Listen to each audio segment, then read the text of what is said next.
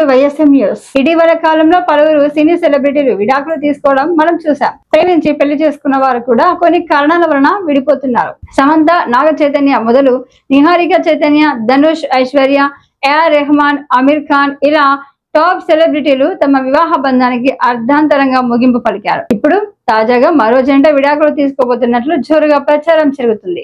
కొన్నేళ్ల క్రితం దక్షిణాది అగ్ర కథానాయికల్లో ఒకరిగా ఓ వెలుగు వెలిగిన బొద్దుగుమ్మ హన్సిక మోత్వాని తన భర్తతో విడాకులు తీసుకోబోతున్నట్లు టాక్ వినిపిస్తుంది.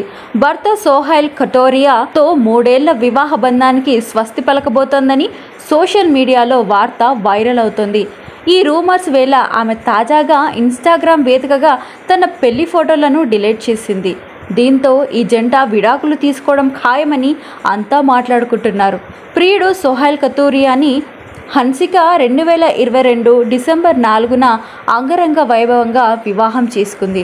రాజస్థాన్ జైపూర్లోని ఓ కోటలో సింధీ సాంప్రదాయం ప్రకారం వీరు వివాహం చేసుకున్నారు. పలువురు సినీ, రాజకీయ రంగ ప్రముఖులు ఈ వివాహానికి హాజరయ్యారు.